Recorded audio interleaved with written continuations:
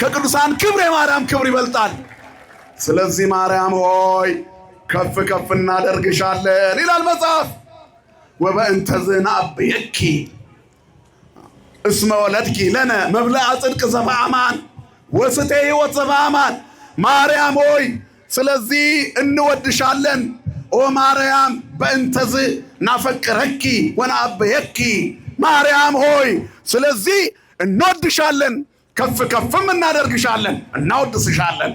እስመ ወለድኪ ለነ መብልዐ ጽድቅ ዘበአማን። የጽድቅ ጠን የሚያንከራትተው ሕዝብ ረሃብ ሁለመናውን ያጎበጠው ትውልድ ጉሮሮው በንጹህ ውሃ ጥማት የደረቀበት ትውልድ የሕይወት ወይን ሆኖ ክርስቶስ ተወለደ። የሕይወት እንጀራ ሆኖ ተወለደ። ስለዚህ የሕይወት እንጀራን ወልደሻል ማርያም ሆይ እንወድሻለን። የሕይወት መጠጥን ወልደሻል ማርያም ሆይ ከፍ ከፍ ከፍ ከፍ እናደርግሻለን። ከቅዱሳን ክብር ያንቺ ክብር ይበልጣል። ማርያም ሆይ እናወድስሻለን። አባ ሕርያቆስ ይሄን ያለው ምክንያቱም የሕይወት እንጀራ ወለደች። ሰማይና ምድር ያጸናው ክርስቶስ ከማርያም ነው የተወለደው። ስለ ክርስቶስ ብንናገር ሰማይ ወምድር ይጸና ዘእንበለ ስመ እግዚእነ ኢየሱስ ክርስቶስ።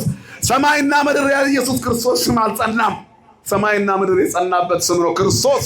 ኢየሱስ የሚለው ስም በወደቀ በተነሳ ምንጠራው አይደለም፣ በክብር ከፍ ያለ ስም ነው። ሰማይና ምድር የጸናበት ስድስቱ ማየ መሳብክት ይኮነ ወይነ ዘእንበለ ስመ እግዚእነ ኢየሱስ ክርስቶስ። ስድስቱ የድንጋይ ጋኖቿ ያለ ኢየሱስ ስም ወይን አልሆነም።